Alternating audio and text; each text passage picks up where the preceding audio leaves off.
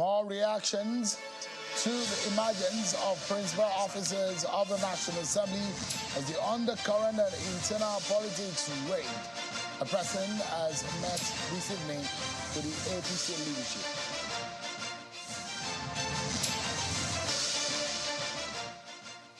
Tonight, we will be getting some reactions to the explanations of INEC on what went wrong on the 2023 elections and its fallout. The Labour Party will be speaking to us tonight.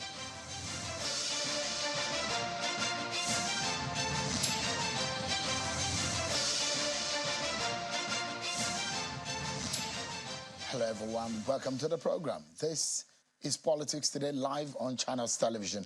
I'm Sean Kimaloe in Abuja.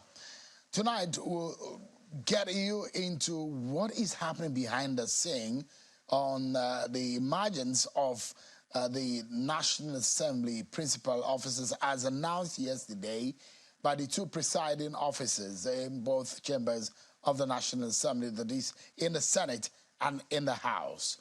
There are a lot of undercurrent, a lot of rejection and agitations that have come up since the announcement of yesterday. We'll be getting some reactions on what exactly is going on.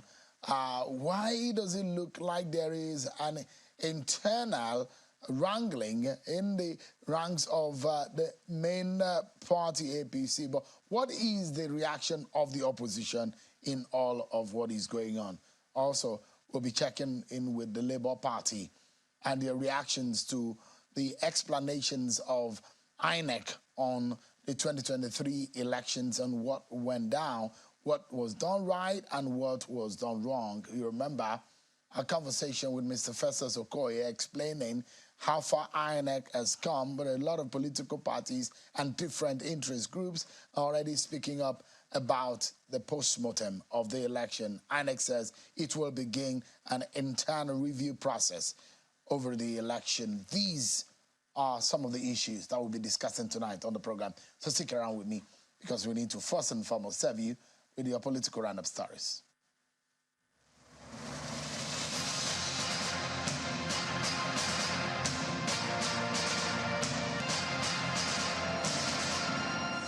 President Bola Tinubu today met with a group of joint venture partners made up of UTM FLNG, Technip Energies, and JGC Corporation in his office, alongside ambassadors of France and Japan to Nigeria. They've thrown their support on the implementation of a $5 billion floating liquefied natural gas project in the country that has the capacity to provide 7,000 direct jobs. Addressing State House correspondents after the meeting with the president, leader of the delegation and group managing director of UTM FLNG, who conveyed the president's stance, disclosed that a $5 billion loan has been signed with Afrexim Bank for the implementation of the project, which has the capacity to produce 300,000 tons of LPG every year. The president also met with the former president of the Senate, Senator Ayim Pius Ayim, in company of former National Publicity Secretary of the PDP, Mr. Olisa Metu, who has since resigned from the main opposition party and from partisan politics in the country. I concern the president to congratulate him first and foremost for his successful inauguration as the 16th president of Nigeria. We believe that for policies and programs, there has to be options and alternatives to those programs, but only when we're together can we achieve success. President Bola Tinubu and the APC have closed their defense in the petition filed by Mr. Peter Obi and the Labour Party. Lawyers to President Tinubu and the APC, who called Senator Okoyemi Bamidele as their star witness, informed the court that they've established their case through the witness and do not need to call another witness in the matter. The witness was a practicing attorney in the United States of America and currently the majority leader of the Senate. In his evidence, told the court that there is no record of criminal proceedings or conviction of Senator Bola Tinubu in the United States of America. Senator Bamidele, in his witness deposition, further told the court that there is a shortfall of 10,929 votes in the votes recorded for Senator Bola Tinubu in Kano State during the presidential election. The Rivers State Election Tribunal, which was relocated to Abuja due to the heightened security tension in the state, has resumed sitting with the hearing of the petition filed by Mr. Patrick Tonye Cole of the All Progressives Congress. At the resumed sitting of the tribunal, the governorship candidate of the All Progressives Congress in the Rivers State governorship election, Mr. Tonye Cole, Cole expressed satisfaction that the tribunal is finally sitting in Abuja. Some of the petitions received by the tribunal are that of the governorship candidate of the Labour Party, Beatrice Itobo, the governorship candidate of the All Progressives Congress, Patrick Tonye Cole, challenging the victory of the candidate of the People's Democratic Party, Simini Alayi Fubara. The River State chapter of the All Progressives Congress has disowned the claim by one of the chieftains of the party in the state, Mr. Tony Okocha, over his comment that the ministerial slot for the state has been given to the former governor of the state, Nyesom Wike. Speaking at a news conference at the party's secretariat in Port Harcourt, the River State capital, the state publicity secretary of the APC, Mr. Darlington Nwauju, denied that there is no such agreement.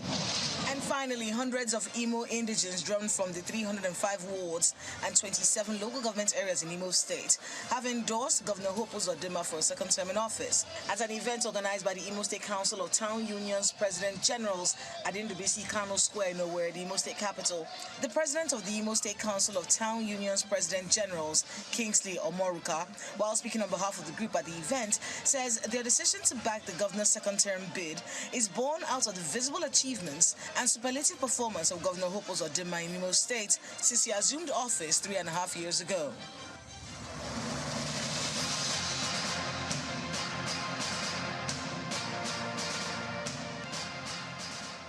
Thank you so much, everyone, for staying with us on the program. So tonight we delve into the highly anticipated topic that is of the Nigeria's 2023 elections and the reactions of political parties to the explanation and the review of the electoral process. Explanation we're getting from INEC, as it does, is not settled yet. One of the most significant events in the country's democratic history is that election. And political parties are keen to share their perspectives and opinions on the conduct and the outcome of the elections. Tonight, we'll bring you some more reactions examining the views of political parties on the transparency, the fairness, and the credibility of the electoral process. From the allegations of irregularities to calls for electoral reforms, we explore the diverse range of opinions shaping the national discourse. INEC National Commissioner Mr. Festus Okoye gave some explanation about the actions of INEC on the 2023 election last week on the program, an engagement which has gotten a lot of people talking. Now, we are hearing what he was to say and also the response of the presidency towards it. But interestingly, what has happened in the court. So let's tell you that we're entering into the final stages of the litigation about Bola Tinubu and the APC's victory at the polls. Now, from the opening of the trial, the pre-trial and the pre-hearing stage to the hearing itself, and we're saying that the different parties have called witnesses in the matter. After calling their witnesses, we've seen examination in chief, the cross-examination and the re-examination, and now we are hearing that there might be some kind of adoption of written statements and from the different political parties and their addresses. So we are hoping to see, so we're pre-hearing, tick, trial, and all of those processes in the trial processes have been ticked. Now, what we're hoping to see, adoption of written addresses, final addresses, and the judgment. Then the tribunal will be done with its work. So that is where we are tonight. I'm being joined by a lawyer and one of the spokespersons of the Labour Party presidential campaign, Mr. Dele Farutimi. He joins us live here in our Abuja studio. Thank you so much, Mr. Farutimi, for joining us. Thank you very much for having me. Thank you so much indeed. Except to say I'm not a lawyer again. Because it's important that distinction be made clear. You are not a lawyer again? I am retired. Can you retire? If you've been called to the bar, you've been called to the bar. Yeah, but I can choose to decide that I've called a day on the profession, the practice of the law itself. I've called it a day.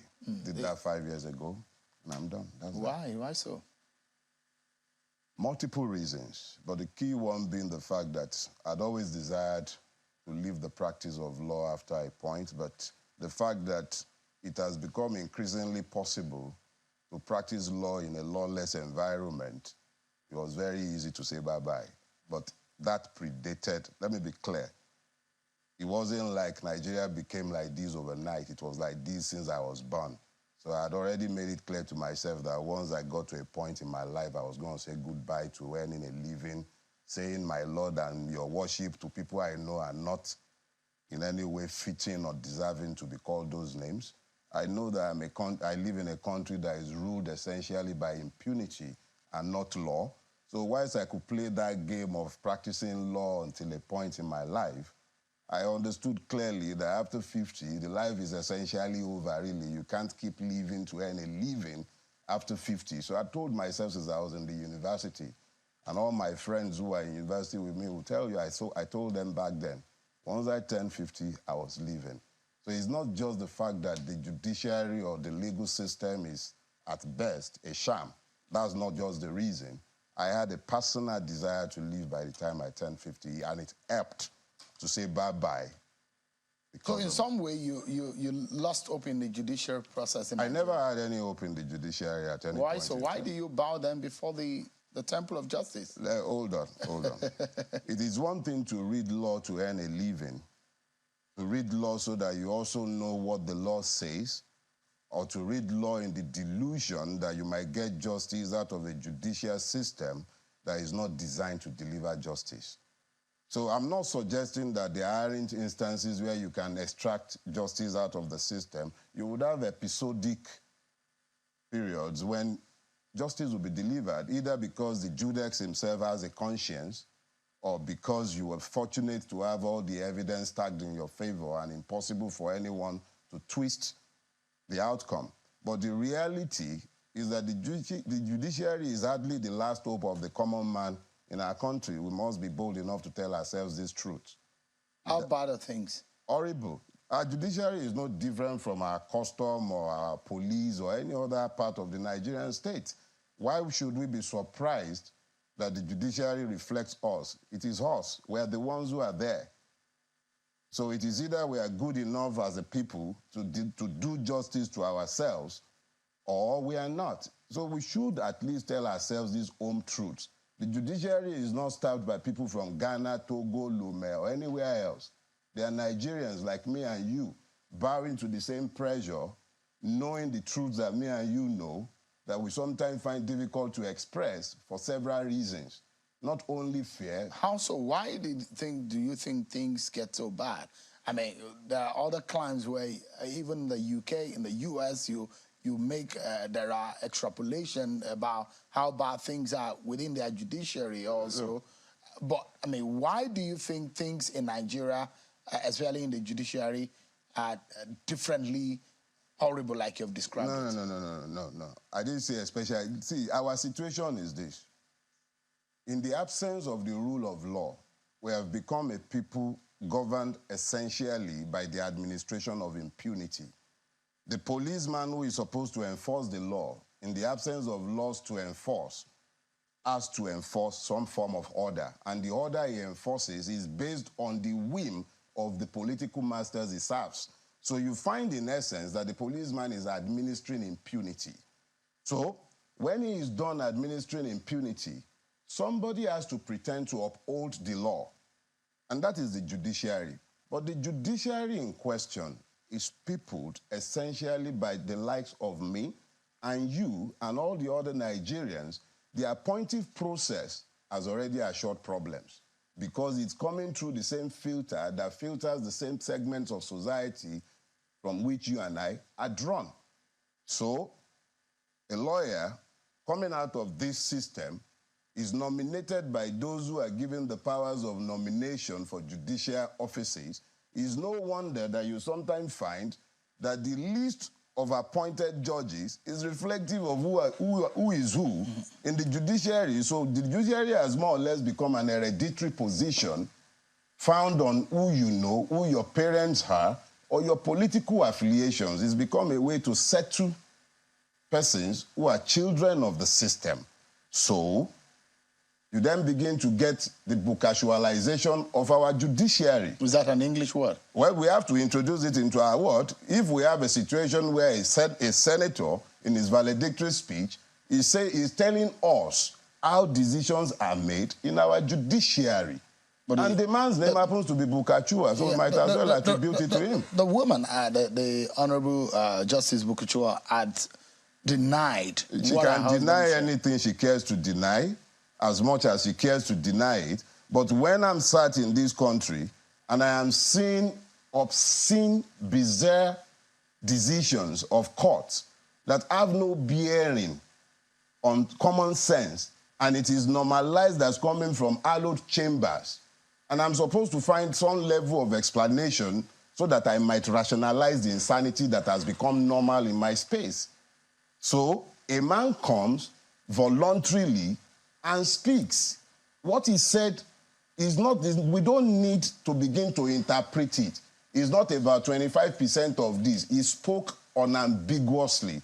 The man was clear. Let's speak about the explanation of INEC vis-a-vis also what the EU had said. And, I mean, you watched the edition of the program. And the Labour Party has been itching to react to that conversation about what Mr. Festus Okoye said. What are the reactions within the Labour Party about this? I'll say this. Since Mr. Okoye's vituperations on your show, I have not sat in any collective of the Labour Party, but I will speak as a Nigerian, of course, one who worked within the Labour Party conclave and who has had occasion, of course, to speak with one or two persons. I wasn't in any way, shape, or form surprised by Mr. Festus Okoye's vituperations in your chambers. Would you call it vituperations? They are vituperations because they have his own explanation? No, they are vituperations. Vituperations are essentially outflows that do not flow from common sense. And that is what the gentleman did in your chambers here. Let me be very clear. INEC is a public body established by law, bound to work according to the law. It advertised its guidelines. It told the world what the guidelines were going to be. The taste of the pudding is in the eating. The reality is that for a long time, the electoral processes had been abandoned by Nigerians because they lack trust and confidence in the process. So the advertisement of beavers, the IRF and everything, they were quite vociferous in explaining to Nigerians and reassuring us of what would happen with the system. To now have Mr. Festus Okoye sit down here and open his mouth, there must be a disconnect between the mouth and the brain box for him to offer anything short of an apology, unreserved one, to Nigerians for the utter failure superintended by INEC. Let me say this. In a sane environment where people are still governed by reason, the likes of Mr. Festus Okoye should either have resigned or be somewhere writing his statements, explaining to Nigerians what happened. Glitch. The question is that glitch. Is it a glitch in human brain, a glitch in the technical systems, or a glitch occasioned by the complete shutdown of human conscience? So when the person now comes here and he sits down and he begins to offer explanations at variance with common sense, as has been attested to by anybody who observed this election or was here in this country, all the evidences are very clear, and it shows very clearly that everything that should work on that day worked except INEC. The integrity of INEC as an institution went on exile. So if a person who is now purporting to speak on behalf of such an organization is so lacking in shame that he will sit down here and even things that shouldn't issue forth for. I'm no longer practicing, and I'm restrained in speaking to the case that is before the court. So, I like us to stay away from the personality of Mr. It's not about person. So that we can just stay about... No, let's stay on the issue. And I'd like to take you on some of the things. He said to us that is the explanation of the commission, that the commission within its capacity did its best. And let's look at it first and foremost. One of the things INEC promised was the beavers. So the question is, do you think that the beavers worked? Everything worked except INEC. Okay, so when you say everything worked except INEC, yes. What exactly do you mean by that? Okay. I wasn't just speaking to the election. I participated. I was at the polling unit as designated. the beavers machine worked as much as it was allowed to work by human machinations. Because at my own polling booth, they first said, oh, some alphabets were not working, so they couldn't accredit those on time. We later realized that it was designed to frustrate some people into leaving. But people were determined to vote, so they waited. Eventually, in my place, they allowed the beavers machine to accredit those they had earlier left out. Voting did not end in my polling unit until about 8:40-something in the evening, and they did not finish counting until about 1:42 or 1:43 a.m. a.m. That's the following day. Yes. Is this isolated in your area, or was this what it was common around where you have friends, or what your party, for example? It would be unfair to everybody concerned, including myself, for me to speak to what is outside my direct knowledge and participation. I am speaking to what I saw. How many of those incidents you might find all over the country will be left to observers to say or speak to? But on the day in question, everything worked in my own space until it came to upload. And then they could upload House of Reps, they could upload Senate, but the presidential election result was not amenable to upload. To your mind, what do you think went wrong? It is very clear what went wrong.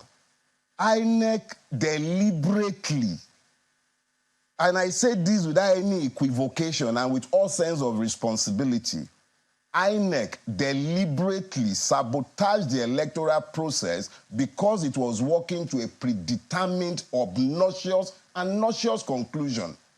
It's not about the system failing. It's about human beings electing on their own to sabotage a system. This is, if I switch off the TV screen behind you, it goes off. But it requires my intervention to go off. If you look at the 2015 election, I don't know if you participated, and you jump into 2019 and then 2023, if you look at those three last elections, how would you describe the development and the progress of our electoral process? Let me put it this way. What INEC has done is that it has more or less placed our democracy. I wasn't always convinced as to the truthfulness of that exercise anyway, but what they have done essentially is to remove the place of the citizens, the place of the voters from the electoral process. It simply means that any two-bit person that is assigned to the office of the electoral, the chairman of INEC can do exactly what the resident commissioner in Adamawa did, and unilaterally on his own, following the example of Yakubu, declare anybody he cares to declare and say, go to court. So if you're looking at the 2015 election, the 2019 election, all I can tell you is that the 2023 election is the bottom part of Nigerian electoral malfeasance. Everything that was ever wrong in elections came to the fore in 2023, essentially because Yakubu lost his sense of shame. So when you are personalizing it... it's not personalizing. I'm sorry, Shem, I need to clear this. Yeah, because you are mentioning I have to mention him. And it's just one person in that community. He is the head. So what would you like him to... The head is rotten. You think he's to head. blame?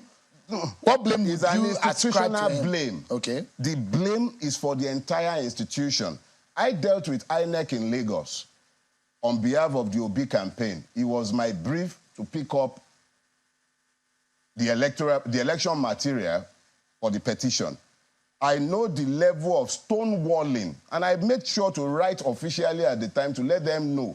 I know the amount of stonewalling, deliberate stonewalling and delays that we encountered from the wreck in Lagos, and everybody concerned with giving us electoral material that we had paid for. We had to bring copiers from outside, from Rank Xerox, to come to INEC, to come and make photocopies. It was that bad. They stonewalled us every step of the way. So if I'm saying Yakubu, I'm only speaking about Yakubu as a type, not as a person. He is a type, but he is the one who sits at the head of the organization. So you think the 2023 outing of is INEC the worst ever? So, but how then do you think the election was rigged, or was manipulated, or how would you describe it? Put it this way. If we're speaking to the participation of Nigerians, their involvement in the process, you cannot fault Nigerians. Across the political divides, we might have our differences, we had our arguments, but the beauty of democracy is that when you vote and somebody emerges in a clear and credible process, you applaud.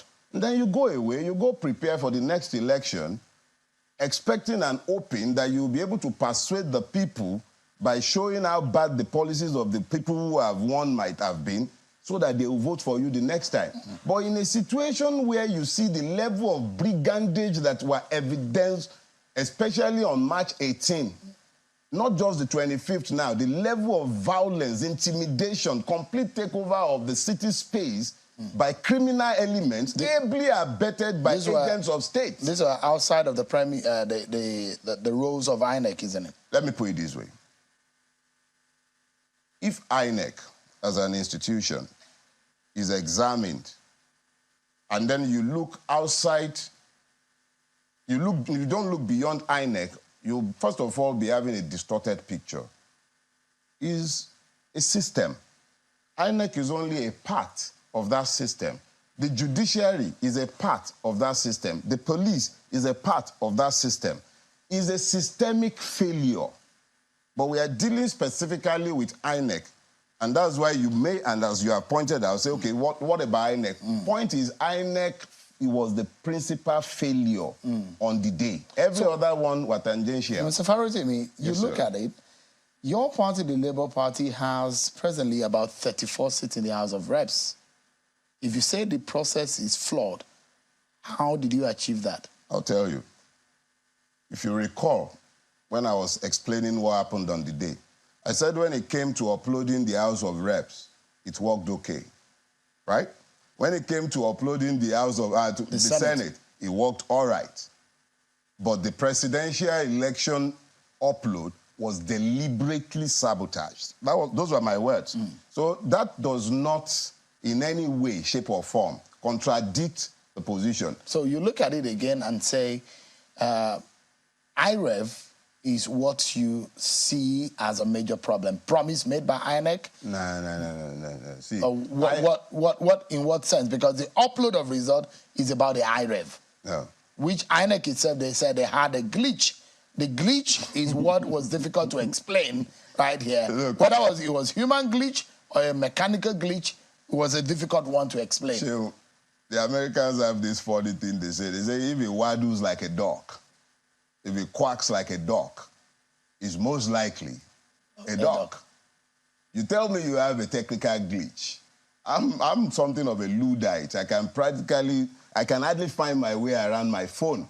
But I do know that if I have a glitch of any sort, there are digital footprints that any techie person would be able to analyze and tell to the world exactly what the case might have been. So the question I'd like to ask you is that if uploading is what really worried the process... It's not uploading that worries me. So I'm asking, from the evidence that you have, because there are copies of the result at every polling unit, what are you learning about what you have on your hands manually, aside what is supposed to be technically uploaded or transmitted? What we know as a fact is that Yakubu cannot rationally explain to anybody in the world how he arrived at the result that he announced, because what we have is at variance with what they are even busy uploading in most cases, even though they have not even finished uploading up until today. And yet, a winner was declared by INEC. So you think the original result and what we have is far apart? No. The integrity of that election has been undermined and compromised almost beyond repair by INEC, because what it is uploading on its portal, what individuals took away as from EC8A, the agents, they are not consistent. All right. So I would like us to anchor on this point. When you hear Mr. Peter Obi say, I'm not asking, that he's more bothered about the process. Yeah. Is it that he's lost hope in winning at the tribunal, What exactly does this mean? I think there is or a what is misunderstanding. what is the way forward from this point? Thank you. There is a misunderstanding when Mr. Obi says that, and I would explain. When he says that he's focused on the process, what he's explaining is that the process itself, if it is flawed, fundamentally flawed, open to manipulation, not transparent, what it has produced cannot be said to be good. So let's deal with that process, look at how it has affected the outcome. If the process is deemed to be bad, the product is obviously not going to be acceptable. It is our belief that if the judiciary is indeed the last hope of the common man, if it is not to capitulate and ensure the death of this democracy, then it must look at the process that has produced the incongruent situation that we have found ourselves in today, and then tell us, is this normal? Is this as it should be? Is this the precedence we want to set for elections in our country? That is up to the judiciary. We're hoping and believing that we have a better country. And I know to that. And I know that you believe in this country. Albeit you may be an angry Nigerian. But we do hope for a better Nigeria. I believe in Nigeria, and that is why I can't leave this country. But I believe in something that does not exist and has to be battered. It is up to the judiciary to help us midwife a Nigeria that we can all be proud of.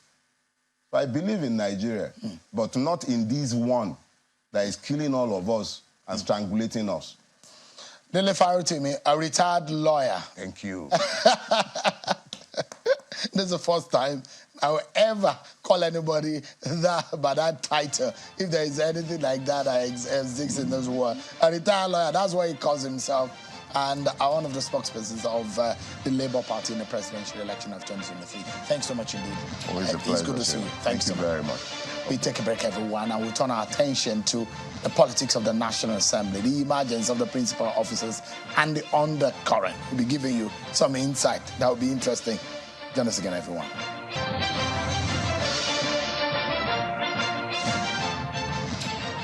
Thank you so much, everyone. We turn our attention to the emergence of principal officers in the National Assembly and the reactions that followed with the appointment of key figures in both the Senate and the House of Representatives. Political stakeholders and the public have been eagerly awaiting the unveiling of these crucial positions.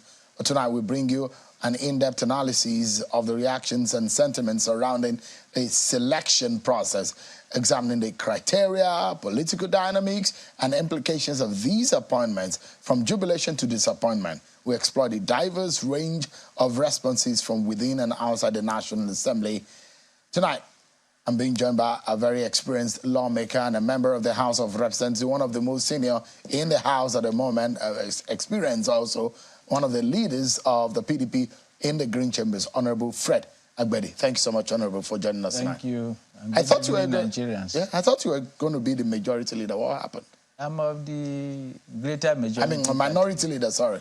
No, it's not always that you aspire to hold a position. You know our situation. In the 9th Assembly, we had Shinda that we supported for the office of the minorities. And we suffered consequences out of that. And if that had happened in the 9th Assembly, then there was no reason why we should not make him be in the 10th Assembly. And so we are happy that we considered to him. The story is different anyways that we are hearing. And maybe we might be able to hear the truth. What was grabbing the headlines was the G5 Group 1, Tambua, others lose out. That were some of, I'm very sure that you heard them. No, I didn't. You didn't see any of the newspaper? I didn't. Suddenly you didn't read the newspaper yesterday and today? Well, I think for some time now, I'm not quite a newspaper reader. So you could have those screaming headlines, all over the place. But because I know what happened in the House of Representatives, I can tell you for free that there was no issue of G5 or G2 or G3. So it was what was being you guys considered it, and you conceded to Honorable Chinda Abedisho? Of course. There was no contest at all. Yes, people had ambitions here and there, but, you know, we reconciled amongst ourselves and said, no, you have it. So we didn't have issue of any external influence coming to say this should be or this shouldn't be. What was the kind of reaction in the Green Chamber in the announcement of the Speaker of some of these roles? Well, for us, what was the mood like? For us, we were excited, even across the majority party, even of the APC. You know, people like Professor Ihonberry emerging as a leader of the APC. It was a welcome idea, you know. The leader of the House? Of the House was welcome, you know. And so, for us, I don't think that we have any issues with leadership. The House was the okay. House of Reps. Yes, so it was majorly in the Senate that the wrangling is going on. The chairman of the APC had met with the president earlier today. Immediately after that happened, the leadership of the party met with the governors of the APC, and they were vehement about the fact that they were not, or what were the consultations was not what transpired. When that kind of thing happened, that kind of disconnect between the political party and the leadership of the National Assembly, what do you think really is the undercurrent? Clearly, that's the kind of association that Nigerians gave power to. Or from what the last speaker said, INEC gave powers to. You know, the truth of the matter is what played out in the 9th Assembly in terms of minority leadership is what the association called APC is playing out in the 10th Assembly. If you follow the reports, you can hear the discordant voices. The national chairman of APC claimed that they are not aware of what happened. And in saying this, he was in a meeting with his governors. The governors came out and said something completely different from what their national chairman discussed with them in the meeting. And this is the party that we have given power to lead this country. When the governors came out, they did only say that, yes, they have respect for the National Assembly, they are members, whatever that they have done is in their interest, they are in support. If there are issues between them and the party, they should go and reconcile them. Did they say this before the national chairman? You know, and that's the party in government. You know, so it's an anomaly. It's an anomaly. That's the truth of the matter. And when Mr. Speaker was announcing leadership of the House of Reps, you know, he started with the minorities. Mm-hmm. And he did say that the minority members have nominated and their parties have also sent correspondence to that effect. Yes, because when we approached, I was one of the members who approached Mr. Speaker on this issue weeks back before we even adjourned. And Mr. Speaker said clearly, yes, members should endorse. Said, yes, we have done that, you know, for our minority positions. And then the party said, yes, our parties are in sync with what we have done. And so we did by members as well as the parties affirming the decision of the members. And so we had no problem. Mr. Speaker had no problem, you know, announcing what the greater majority, the minority parties as it is, did. You know. But talking about the APC, you are talking about a party where the governors, and you know that the body of governors is a very critical, important arm of the political structure in any party, where they met with their governor, with their party national working committee, where the party said there is an anomaly and that this should not stand. We are complaining about it. We will not allow it to stand. We will not recognize this leadership. Instead of the governors to sort that issue with their National Working Committee, they came out to now align with the National Assembly, with the Senate. You know, so there's a misnomer. Because I remember that there was a communication between your party and the National Assembly. Of course, yes. They submitted the name of Chinda. Yes. The speaker then, Femba Jabiamila, announced the name of... Yes, and that's the foundation I laid. I said, that is the character of the APC that we handed over power to. The convention of the National Assembly is that the party is in consultation with the leadership of the presiding officer, determining the principal officers, isn't it? Yes, of course. So, because they are party officials. On behalf of the party in the National Assembly? Yes, they are party officials representing the members of that party and the party. And that is why we have gone a step further to sign as members. And then the party, based on our endorsement of one of us, also right to affirm the decision. And that is what the leadership, because you see, the national chairman of APC is someone who has gone through almost everything in the political circle.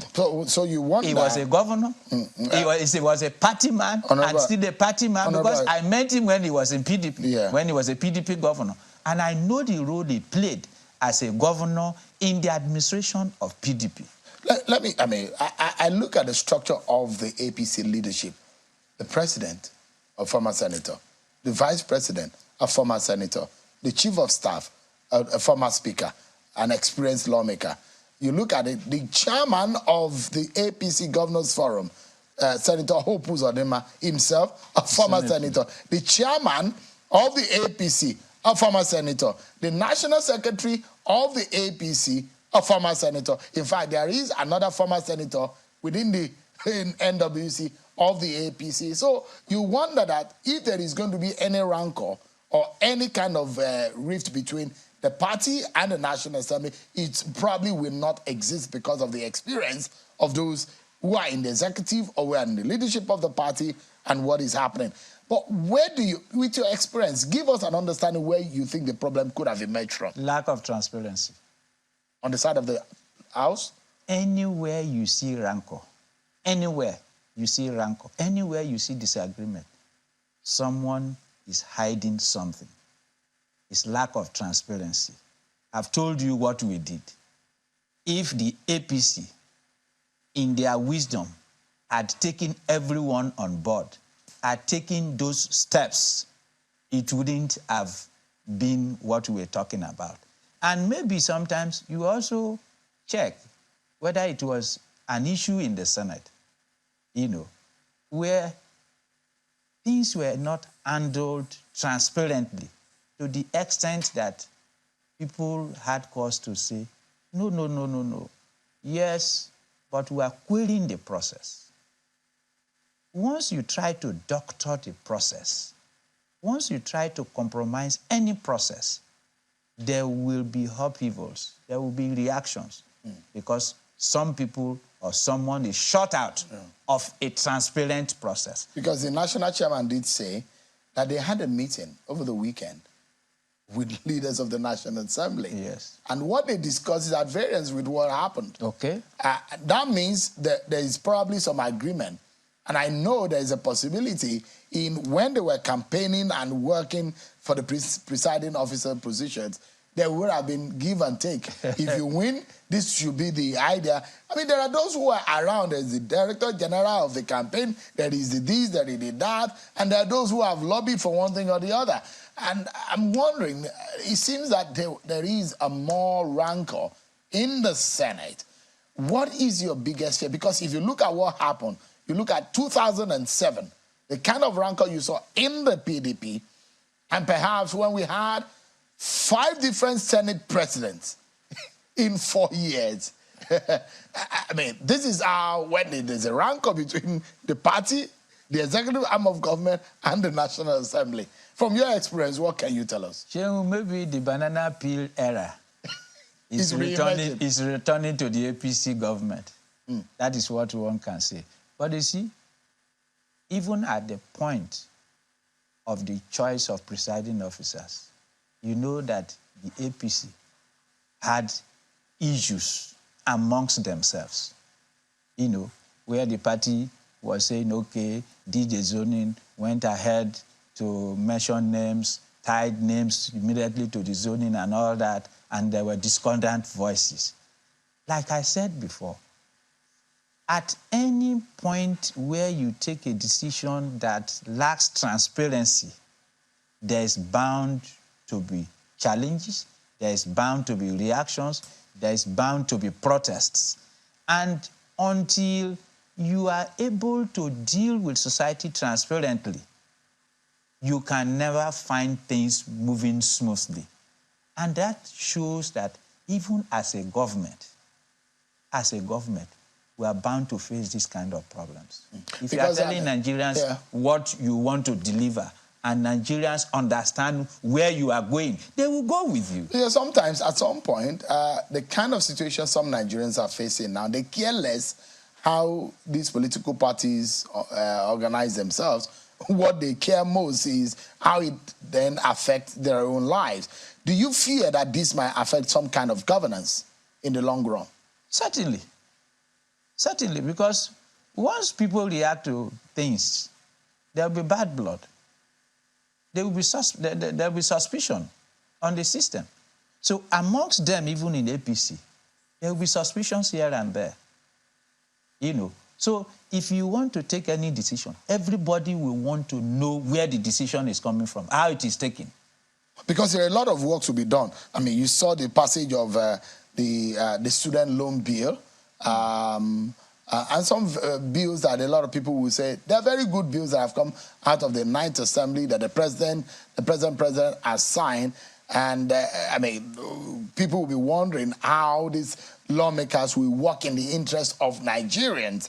And I'm hoping how this will be able to happen if we continue. In the early days of the National Assembly, we're seeing this kind of internal wranglings. No, in the interest of Nigerians can very well be taken, accommodated, when they participate in the process. If you don't allow them to participate in the process, then of course they will not have confidence in whatever decision you are arriving at. And that is why if you are making laws, you must ensure that the public hearing collates the views of the public. Take, for example, you were talking about the student law, and I remember when we were talking with the Student Loan Act, and you were talking about a president of ASU, you know, and all that. And he suggested that their views were not taken. That is a serious concern, very serious concern, because they are the people in the field. They are the people practicing it. You and your colleagues passed that bill. Didn't it go through the public hearing process? First, it's an indictment, isn't it? First, it's an indictment. First, for him, not me. I listened to the program. For the ASU president to say that their views were not taken into consideration. It's an indictment. That's the point I'm making. Mm-hmm. Take, for example, I was chairman of GAS, and I proposed some bills, you know, in the oil industry. And when we had a public hearing, I presided. And the views of the industry players were that we want one-stop shop. You want to do gas, you want to do crude, you want to do downstream. We want one point where we can go certify all this and move on. Not different points. But today, with the PIA, we have different stop points. You understand? So we are back to what some years ago some of us proposed. But that was the view of the public, of the players, of the stakeholders. And we recommended back to the House the report I submitted over my own bills as chairman of that committee is that this is the view of the stakeholders. Well, how did that got missing out? No. What I'm saying is that, and so those bills could not continue. You understand the point? It means that the stakeholders rejected these different regulatory bodies. And so, ordinarily, the bill will end at that. And so the stakeholders' contribution, The citizen participation. the citizen participation is very, very important. And if you are a committee that is organizing a public hearing, you must make sure that you capture the stakeholders' views and ensure that that is what you present. So Nigerians should hold you guys more accountable. Hold the National Assembly more accountable. That's the point I'm making. So it may not even be the speaker, but it depends on who is chairman and the committee organizing that public hearing to ensure that they convey exactly what the stakeholders want that bill to be. Thank you so much. Honorable Frederick Bedi, a very experienced lawmaker representing Bayelsa State in the House, a member of the PDP. It's always a pleasure having you share your insight. Thank you so much indeed for your time.